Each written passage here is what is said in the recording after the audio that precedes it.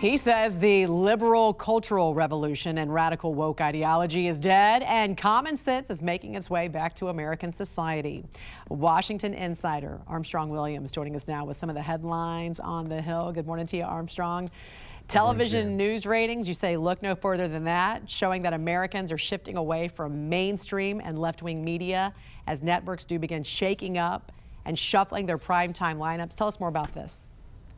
Well, listen, all you need to do is look at Joy Reid over MSNBC this past weekend. And while I hate to see anyone lose their job, I mean, they refused to accept the mandate of the American people in the last election, particularly as it relates to family values, whether it's gender identity, whether it's LGBTQ, whether it's how we educate our kids, how we hold juveniles accountable for crimes they commit, of two-parent family households, that there's only two genders, male and female, and they're determined to push the socialist communist agenda, which Americans have patently rejected. And now what the mainstream media is doing is trying to fall in line to reflect the mandate and the will of the people. And don't you think it's also Americans showing that they value freedom, they value free speech, they value common sense, they value inalienable rights that are bestowed upon us by, as you would say, our Creator?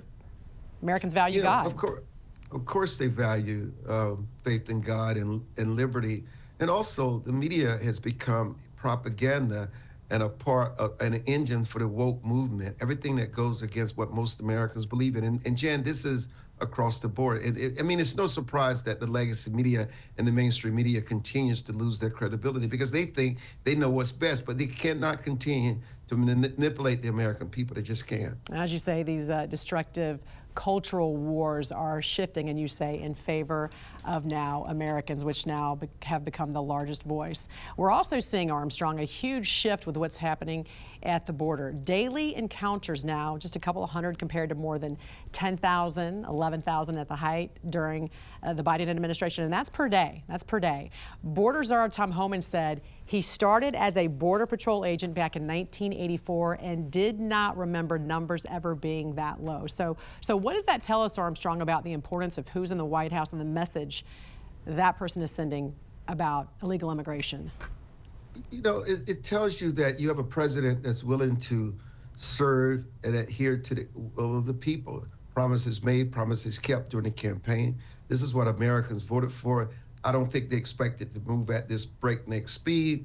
I think they need to take a breath, but virtually when you look at from 200 and something a day to 11,000 during the Biden administration, I mean, look at our own backyard where Major Rachel Moore in Maryland was killed by an illegal who should have never been in this country, but he was able to work the system and find loopholes in the system, and he committed that vicious murder. So finally, you have a president that has stopped this invasion, and not only stopped it, he sent a message to everyone who's trying to cross the border, you don't want to come here anymore, and they're adhering to it. Armstrong, I want to discuss this very quickly before I let you go. You know, today does mark 3 years since the Russia-Ukraine war. President Trump trying to help broker this peace deal.